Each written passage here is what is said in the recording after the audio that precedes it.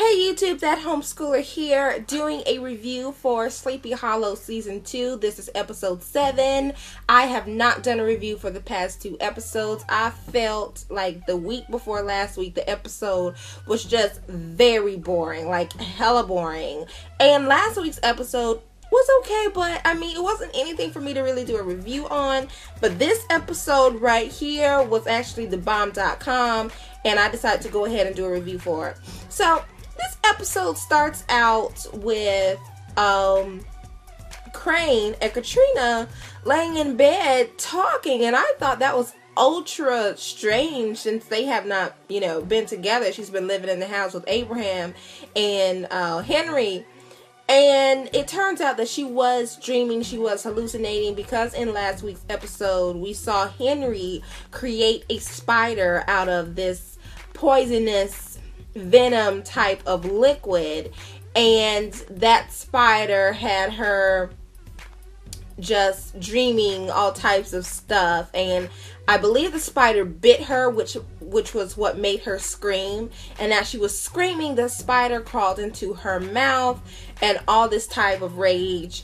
And, this is all Henry's doing, of course. But she wakes up and she's talking to Abraham and she's telling him, this is strange. It's like there's poison inside of me, because she does not know what's going on, which I thought was crazy. Girl, you're supposed to be a witch. Why don't you go ahead and use your power and figure out what's going on with you? But I guess it doesn't work that way. So while she's, talking to Abraham about what she's feeling, he thinks that, she thinks that he has done this, but she really does not know how to feel at this point about what's going on. And while all that's going on, Crane and Abby are at the ballot boxes. I don't know why they call them ballot boxes, because they weren't in a box, but Abby is voting. It's election time, which I was like, y'all really timed this really well, didn't y'all? It could have been why, the past 2 episodes were so boring, because they were filler episodes. I mean, those episodes didn't have anything to do with anything, if you ask me. But they are voting, and they're talking about that. And then we switch back to the scene with Katrina and Abraham, and in walks in Henry with 3 other guys, and they hold Katrina down and they look into her eyes. One of the guys, I guess he's like this doctor, and he takes out one of those lights and he shines it into her eyes. He turns to Henry and says, everything is going according to plan. And they're about to leave, but take Katrina with them, and she's fighting. And Abraham does not know what's going on. He says to Henry, please, what's going on? And Henry tells him this is all Moloch's plan. Moloch thinks that she would be a great vessel, that we have to obey him. He does not like disobedience. This is what we have to do. But Abraham is not hearing it. Katrina is screaming for Abraham. Abraham decides that he's going to fight, and Henry says, no, boo, you are not about to fight, Moloch's plan, because I'm his ultimate servant, and even though we're supposed to be cool, I got to stop you. So Henry throws open the windows, and that as being the headless horseman, he cannot stand the light, he cannot stand the sun, so Abraham ends up falling down. And they're still trying to drag Katrina out, but Abraham does eventually catch up to them. He throws his, I wanted to say spear, but it's not a spear, and it's not a sword, but let's just call it a sword. He throws the sword at one of the guys' back. He gets one of those guys, but Henry throws open yet another window and gets Abraham to fall down. But luckily for Katrina, she gets away. She's running in the street. She still has on her medieval clothes on, and she almost gets run over by a car. There happens to be this service station that's right across the street, and she's screaming help, and these 2 guys come running out like, miss, are you okay? Are you okay? And they end up taking her to the hospital. Well, not taking her, but having, well, I don't know. We didn't see that scene. But she ends up in the hospital. during all of this, the last 2 episodes, the new sheriff, has not been anywhere around. And all of a sudden, she pops up at the ballot voting box place, okay? And Abby speaks to her, Crane speaks to her, and behind the sheriff comes 2 police officers. They say, "Hey Abby, we got a call that's probably right up your alley, girl. There was a Jane Doe with red hair that was picked up in medieval clothing, and you need to go check that out." And Crane and Abby look at each other, and they are rushing out to the vehicle, and they say, "Katrina?" And Crane's like, "Who else could it be? That's gotta be Katrina." They make it to the hospital. They see Katrina laying down in the bed. They're trying to talk to her. In walks the doctor like, "You need to get away from my patient." Now, I want to know, when do we become people's property? I understand that you're a patient and there's a doctor, but when do you become someone's property? Like, you need to get away from your patient. No ma'am, I'm my own person, okay? But they explain to her, Abby shows her, the badge. And the doctor ends up leaving. They are talking to Katrina. Katrina's like, "I don't know what's going on."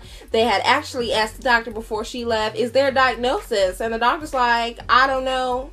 We don't know yet." Which is why I'm still kind of confused. You want to call me your patient, but you don't know what's wrong with me. Evidently, I'm not your patient, because you can't be a doctor if you don't know what's wrong with me. Anyway, because doctors fix things. But anyhow, they end up wanting to take Katrina out of the hospital. They are like getting her out the bed, and they see the veins that are going across her stomach. They're like, "Ugh, what is that?" But Katrina's like, "They took my clothes." And Abby's like, "Okay." And next thing you know, we see Katrina walking out. Katrina has like on the medieval top, but she has on like these jeans or leggings, and she looks really good. Like, I had no idea that the girl had a body. She looked fabulous in that outfit. I would like to wear that sometime soon. And as they are walking down the hospital hall, Katrina sees the 2 guys that came to abduct her earlier, and she says to Abby and Crane, "No, those are the 2 guys that tried to take me away with them." And Abby says, "You know what? Okay, I'm going to distract them." They turn around, and they walk together towards the other end of the hallway. Katrina and Crane leave. They decide that they are going to rendezvous at the, what did he call it?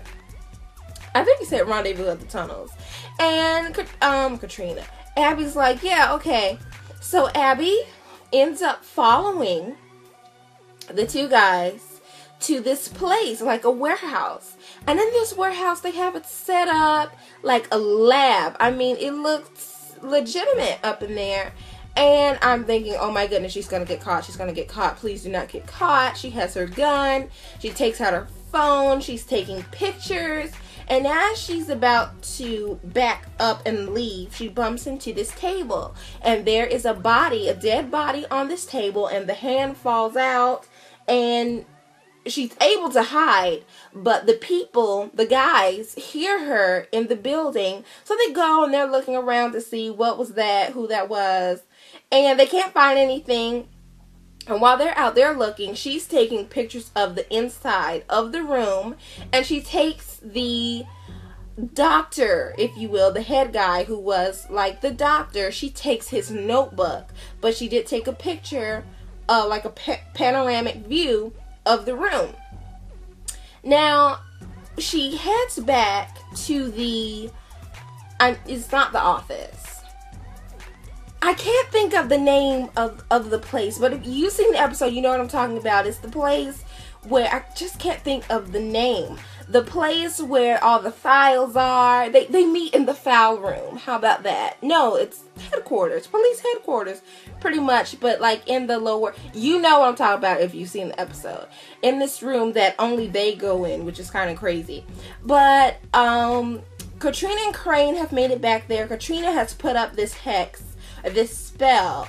That will let them know if the guys that tried to abduct her earlier would be getting close by. So she has this paper floating around in the air. Abby comes in with the doctor's notebook, and they are starting to really put the pieces of the puzzle together and figure out everything that is going on. They actually figure out that Katrina doesn't have like an illness, but she's pregnant. And Crane is looking at her with the look, I don't know what hand to slap you with. And she was like, no, this couldn't happen. No. And Abby's like, well, if it's not Crane's and it's not Abraham's, then you know what's going on. And as they read a little bit further, they figure out that it's the poison that Henry stole in the last episode is how they've gotten this demon that they think is in her. So while they figured all that out, the paper that was flying up in the air that would let them know when those people were coming to get Katrina burns. And Katrina's like, they're here, they're coming, we gotta go. So Abby's like, we gotta go through these tunnels. And they're running. They finally outrun the bad guys. They make it to the church where Katrina left Henry. If you watch season 1, that's where Katrina originally left Henry at, I believe that was like an AME church, girl. No, that wasn't AME. That was Baptist. That was Saint. Anyway, all that good stuff. Y'all can get into that if y'all want to, but I'm not about to. It was a church, okay? It's a church. And they are sitting in there, and Katrina's like, I hope because of the significance of this place, Henry does not try to attack us in here. But as they keep reading, they are trying to figure out what they can use to cure Katrina or how to get this thing out. And they surmise the plan that they need to go and get Henry because Henry is a sin eater. And Katrina is telling Crane, even though he is the horseman of war, he's, and he's Moloch's slave, he doesn't really want to do this. He really doesn't want to be this person. You didn't need to have faith in your son. And Crane's like, yes, I'm going to go get Henry. He finally leaves. Abby was not here for that, okay? And Crane leaves to go get Henry. And the old sheriff, Orlando Jones, that used to be in charge, called Henry because had Crane or Abby called Henry, Henry would not have come. But the old sheriff that is in the asylum called Henry and got him there. And Crane and Henry sit down, and Henry was like, oh, that was a good trick getting me to come down here. And Crane are sitting there conversating about what's going on. And Crane says to Henry, we know you've got a demon growing in your mother's womb here. And Henry's like, a demon? Do you really think we'd spend all this time on a mere demon? And then Crane gets it. This is not just a demon. This is Moloch. This is Satan himself trying to be birthed through Katrina. While he's finding it out there, Abby and Katrina are finding it out there in the church in the Wildwood. And they're like, oh my goodness, you about to give birth to the devil, okay, to Moloch. And Crane ends up leaving because Henry told him, you know what, I don't want the good side. I'm not here for the good side. I am Moloch's servant. I want to be evil. This is the side I have chosen, okay? So just give it up. And I'm like, you know what, Crane, just get on out of there. Crane comes back. Abby says to Crane when he steps foot in the building, I don't think you're ready for this. And Crane's like, oh, I know. So he gets there, and Katrina is in a lot of pain. She's now laying on the floor. Her stomach has gotten a little bit bigger, and you can see Moloch's horns forming and moving around in her stomach. Like, it was so gross. It was so bad to where even when she was in the hospital and her stomach was starting to take form and her veins were popping out, and the veins weren't even green. They were like black. My mommy looked at that and said, I gotta go. I can't watch this. It looked like something's about to bust out her stomach. I got to go. And she left the room. But Crane's like, you know, we got to figure out another way to save you. And they think of some other way to save her, and it's not really they, it's Crane. And this always goes back to Benjamin Franklin for some reason. This always goes back to Benjamin Franklin and something that he has created. But sure enough, Benjamin Franklin knew about the poison. And the people that tried to kidnap Katrina and is behind all of this is this secret entity that has formed together to do all type of heinous and sacrificial acts on human, get into them secret societies. Okay, and they have figured out that Benjamin Franklin knew about these type of societies, don't you see? And he did not create, but he got a piece of the northern, not even the Northern Lights, but Aurora, something like that. You know what I'm talking about. I'm not going to sit here and try to pronounce that. Something lights, Aura lights, is that it?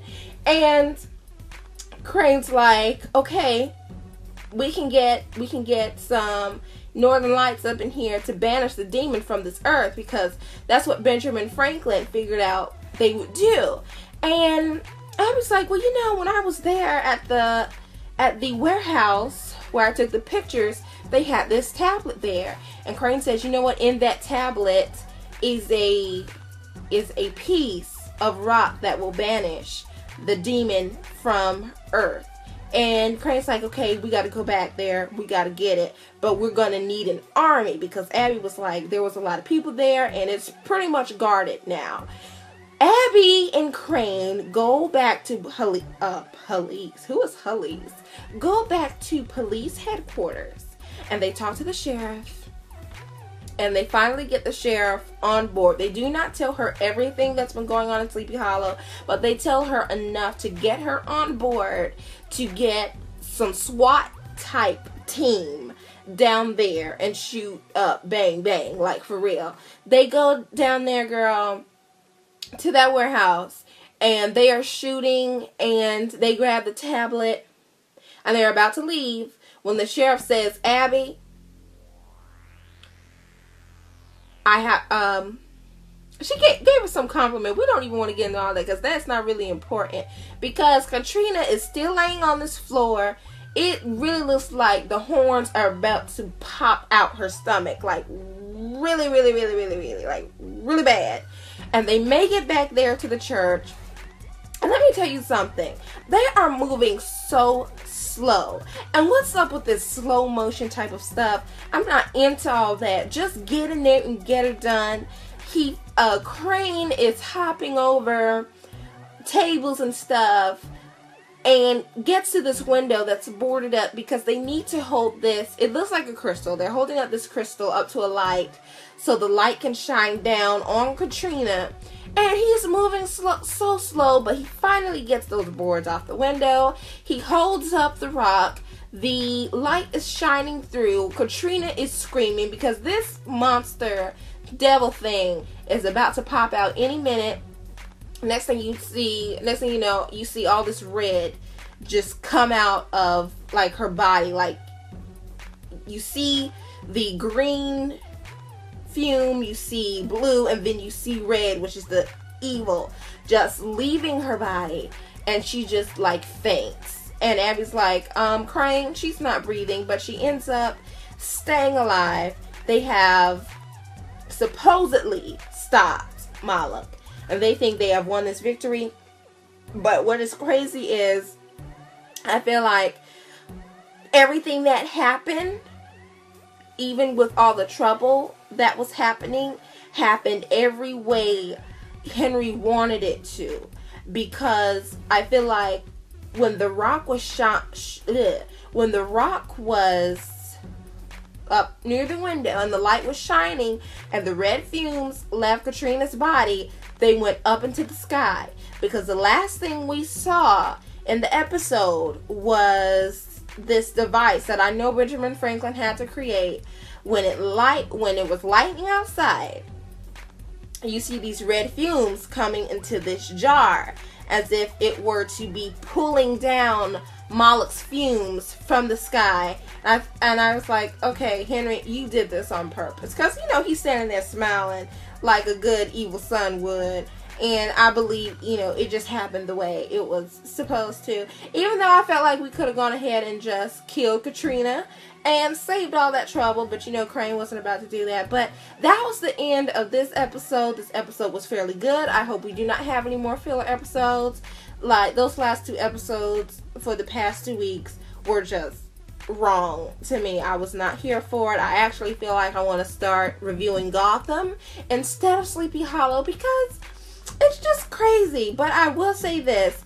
Abby Mills' hair, it looks like they went and got her some human hair instead of the synthetic hair. And in some scenes, her lips are dry. And in other scenes, it's like she got on lip gloss. And I don't understand that. Because it's like in the scenes where a whole bunch of stuff is supposed to be happening, like bad-wise, she has on lip gloss. And she looks real pretty. But in scenes where it's like cool, calm, and collected, that girl's hair needs to be brushed. And her lips is dry and parched and everything. But I will say Crane looks great with his hair loose and not in a ponytail.